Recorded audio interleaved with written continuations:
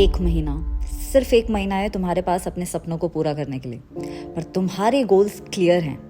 तुमने इस वीडियो पर क्लिक करके ये साबित कर दिया है कि तुम इस बार एवरेज मार्क्स नहीं चाहते, बल्कि तुम चाहते हो मुंह तोड़ जवाब देना उन सारे लोगों को जो तुम्हें पूरा साल नीचा दिखाते हुए आए हैं। तुम पूरे साल की मेहनत से दोगुनी मेहनत अगले 30 दिन में करके दिखाना चाहते हो, क्योंकि तुम एवरेज नहीं लेजेंड बनना चाहते हो।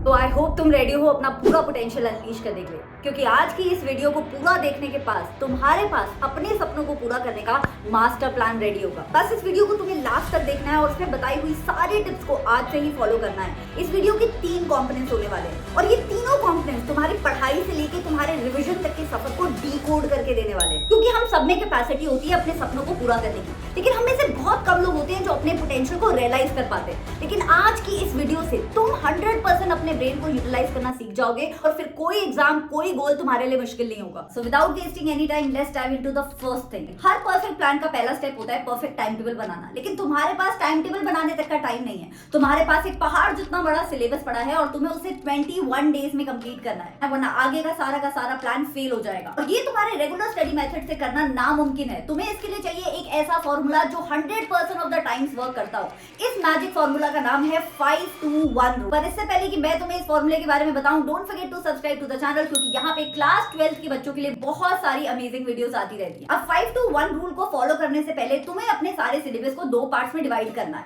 पहला कंपोनेंट एक्टिव साइड और दूसरा कंपोनेंट पैसिव साइड।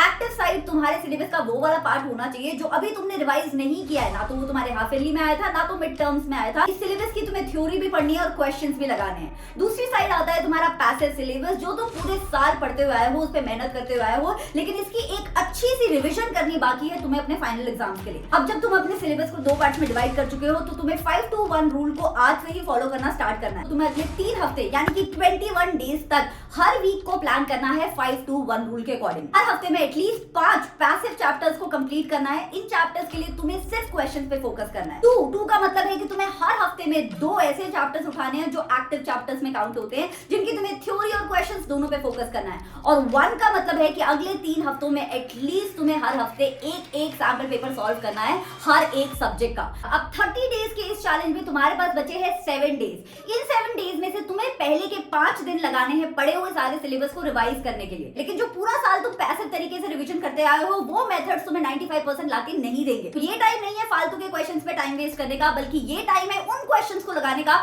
जिनसे बोर्ड एग्जाम का पेपर बनता है, जो पेपर में 100% आने की गारंटी रखते हैं। इन क्वेश्चंस को मैं बोलती हूँ गोल्डन क्वेश्चन। हर साल 30 से 50% बोर्ड एग्जाम का पेपर पिछले 5 साल के जो बोर्ड एग्जाम के पेपर होते हैं उनमें से बनता है। इन क्वेश्चन पेपर्स पे तुम्हें टाइम वेस्ट ना करना पड़े, इसीलिए चैप्टर वाइज इंपॉर्टेंट क्वेश्चन के लिंक्स मैंने डिस्क्रिप्शन बॉक्स में डाल दिए हैं। Don't forget to check that out. सबसे पहले तुम्हें इन क्वेश्चंस को करना है और फिर एनसीईआरटी के क्वेश्चंस को करना है, चाहे वो बाद की एक्सरसाइज वाले हो, चाहे चैप्टर के बीच के एग्जांपल्स क्यों ना हो। याद रहे ये सारे क्वेश्चंस तुम्हें 5 दिन के अंदर खत्म करने हैं। तो इसीलिए स्टडी टेबल पे तुम्हारे पास ऐसी कोई भी चीज, कोई भी फोन, कोई भी लैपटॉप नहीं होना चाहिए जो तुम्हारा टाइम वेस्ट करा रहे हैं, तुम्हें डिस्ट्रैक्ट कर रहे हैं। इनफैक्ट तुम्हारे आसपास की हर एक चीज तुम्हें तुम्हारे गोल्स के एक कदम करीब लेके जानी चाहिए, तभी तुम पूरे फोकस के साथ टाइम पे अपने सिलेबस को रिवाइज करोगे। अब आगे जाने से पहले मैं बताती हूँ बोर्ड एग्जाम की तैयारी तुम और कैसे पक्की कर सकते हो। अगर तुम YouTube पे ऑनलाइन टीचर से पढ़ते हो तो अनअकैडमी का 10 दिसंबर को 7 बजे जो इवेंट हो रहा है YouTube पे, उसे मिस मत करना, क्योंकि इसमें तुम्हारे फेवरेट ऑनलाइन एजुकेटर्स जैसे कि Seep ma'am, Arvind Kandia sir, Mrinal Patel sir,